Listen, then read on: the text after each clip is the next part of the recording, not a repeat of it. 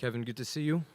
If you just want to start off kind of giving us your mindset from when we last spoke to you after the Celtics series ended and what played into your decision to put the trade request in and ultimately rescind it?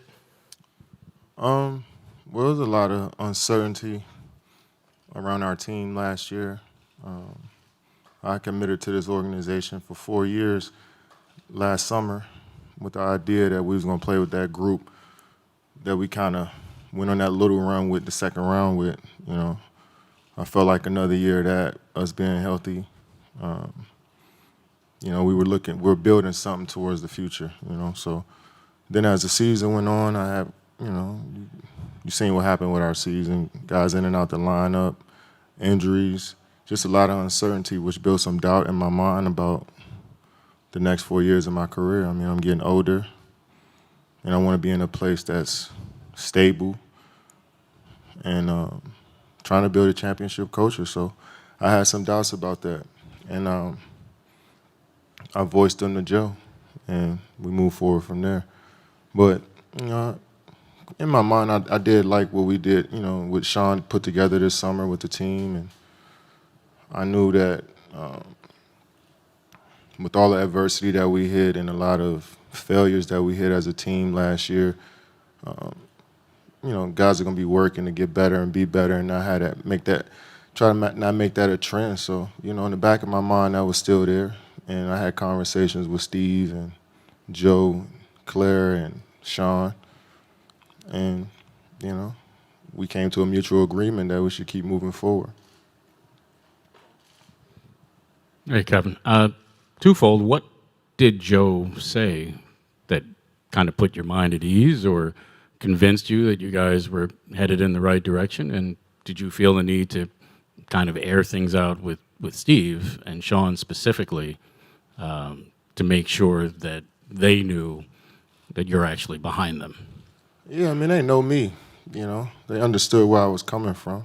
I had plenty of talks with Steve and Sean throughout the season about how I was feeling and where I felt we needed to change as a team and as an organization and where I see my career. And we had plenty of conversations, so they know me, so they know how much I care about the game of basketball, my teammates, and wanting to win. So we all jumped on the same page. It was pretty simple. We're professionals. We got to, we know how to adapt and move forward. So I think that's really what it was. Hey, Kevin. As you do try and build, winning franchise going forward, do you worry about now, in the span of a few months, James Harden wanted to leave. It looked like you wanted to leave. That guys on the outside are going to maybe wonder sort of, what's wrong there that the top level players don't want to be there. What guys you talking about? No, I'm wondering about if from the outside players might look at this and say, what players? Oh, I'm just saying. Who knows? We got some good guys here that chose to come here this summer. So, I guess it didn't matter to them that much. So we got, we just got Markieff Morris, who made a decision, who a couple teams wanted him, and he chose us. So I guess it didn't make that big of an impact. But we know how the NBA is. It's a business, and, once business is involved, sometimes you may have disagreements, relationships, may hit a halt, and you may hit a fork in the road you got to figure out. But at the end of the day, people understand what I bring to the court, what we bring to the court, the players on this team, and they've seen us, they played against us and coached against us, so they understand how we play the game of basketball. All that other stuff, we'll figure it out, and that's just the nature of the NBA at this point. Kevin, over the summer when everything was playing out, were you disappointed that you weren't traded? No.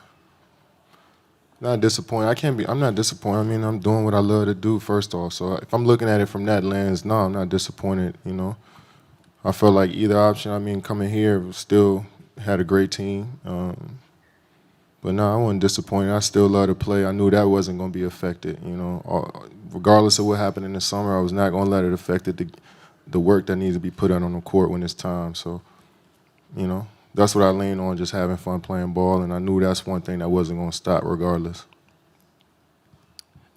Kevin, just curious about, I understand the season itself was disappointing the way it ended. But the talent here has never really been in doubt, whether it was you, James, and Kyrie, or now you, Kyrie, and Ben Simmons.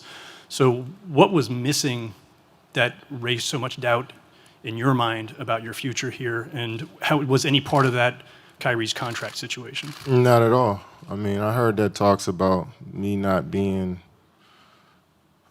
me being upset about their contracts and them offering Kyrie. I always, since day one, first of all, I never walk into any GM office or coach office to demand anything.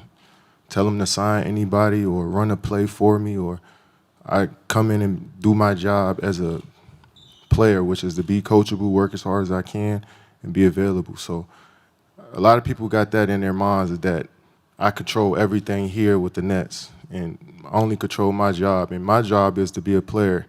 And I felt like their relationship, they had to figure that out on their own. I'm not the liaison between Kyrie and the organization, and I always told them that. I always told Sean and Kyrie, I got to build y'all relationship how y'all do it, because everybody's separate, everybody's different. You approach each player differently. So I didn't want to get in between that. Whatever they negotiated, I had no talks in it. I let them handle that. So my whole thing was I wanted everybody to be held accountable for their habits as a basketball player every day. And I think a lot of stuff was getting swept under the rug because we're injured, or this guy's not around, or just the circumstances. I thought we could have fought through that a little bit more and focused on the guys that were here a little bit more. You know, when I went out with the injury, we lost 10 in a row.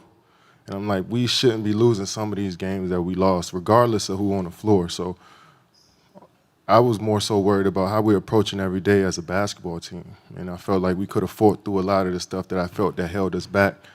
And championship teams do that. You've seen it.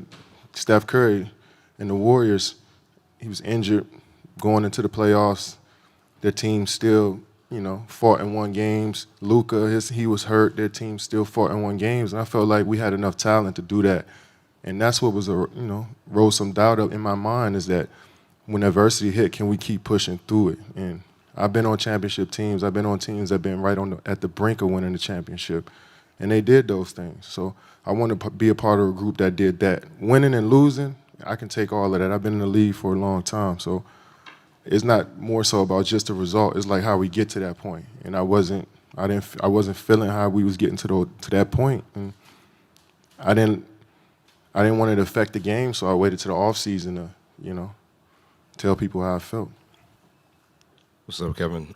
Does your approach to the offseason change depending on how you guys ended the season? I mean, it was a disappointing end to the season, so how did that inform what you did this offseason in terms of personal work on the court?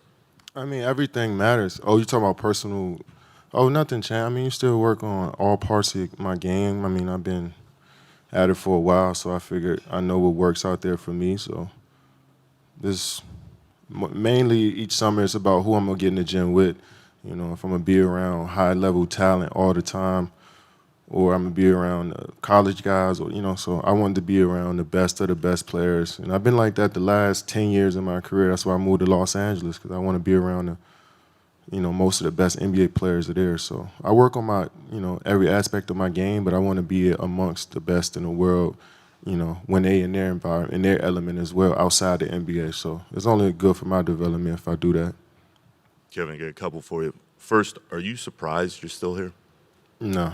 I mean, I know I'm that good that you're just not going to give me away. So that's one thing I did appreciate about Sean and Joe, is like, yeah, you're too great for us to give you away. Just that easy, that simple. So I get that. I know who I am. And the second one is, you said you're not the liaison between Kyrie and the organization, but now that you're still here, what gives you the confidence that he'll be a fully committed member of the team this year compared to the last couple seasons? That first year, I mean, he played more games than me and James. So, I mean, you can say he was more reliable than us that first year. And last year, if it wasn't for the vaccine mandate, he would have played. So it's not a vaccine mandate this year. And the year that I played with him before, he was very reliable. So once the mandate was gone, I figured he's going to be here every day. And he loves to play. I mean, I shouldn't even have to say that. We all know that. Hey, Kevin, you mentioned there were some things that you felt the team could have fought through. Do you think that was an issue of game management, culture, or communication? It's just a matter of like team building, just each guy, coming together. I mean, I know it's hard, but I think we could have, fought through it like I said and did the hard thing, which is to continue to keep coming together, play, winning basketball every single play. And, I didn't like the fact that it's like, well, when KD come back, I was just like, well, I get it. I know I can affect the game so much, but like, what about these other guys that got an opportunity to, maybe showcase what they can do, but also help the team in a different way. So when I come back, I can jump on their train and help them, instead of them, adapting to me again. So I just felt like that's what great teams do. I've been a part of some great groups, and regardless of me being in the lineup or out, or a guy, just not just me, any guy being in and out the lineup, the train keep going, So I felt like we could have did that better, and Steve agreed with me, So the stuff that I was saying wasn't like we were all on different pages with it. We all agreed that we should be doing the same stuff. So, so I'm glad that we was able to talk through it, and we all figure out that that's what we need to do to be forget a championship, to just be a good team, a respectable team. And I feel like we don't have any respect out there on the court, and that's what I want for us, is a respect amongst the NBA community as a team, of how we play on both ends of the floor, from GM all the way down to the equipment manager. I want that respect, and I think that's what you do, that by how you work every single day. And we skipped some steps in how we worked throughout that year last year because of the circumstances, vaccine mandates, people disgruntled, injuries. I felt like we could have just kept pressing forward, and that's what I try to do as a player. I'm not preaching something that I don't practice. Like, I come in here, every rep matters to me, so I want everybody to feel the same way. Kevin, over here to your left. Are you able today to provide assurance to Net fans that if there is adversity at some point this season or in next offseason, that you won't go back to management and ask for a trade again? Nets fans should know me after 3 years, and the work I put in. Like, we've been through a lot as a team, and I still go out there and do my job. So I don't feel like I got to prove anything to Net fans after 3 years. And,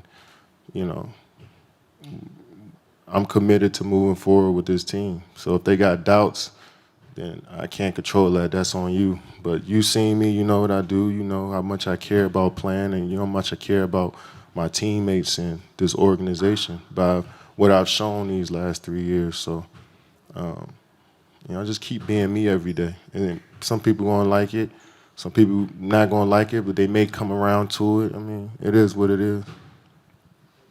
Katie, no disrespect to the people that were brought in this offseason, very good players there, but it's still the same structure, leadership, coaching, top players, a lot of the same role players are back. So what gives you the confidence that that group that didn't create that atmosphere you were looking for last year can do it this year? Yeah, it's a year of growth and a year of us looking in the mirror of, like, we fucked up, like, as a team, and that only makes you better, So I'm banking on that. I got faith in that. We got guys in this locker room that care. We got people in this organization that want to see this organization be as one of the prominent ones in sports. So I'm banking on that. We got competitive people in this building.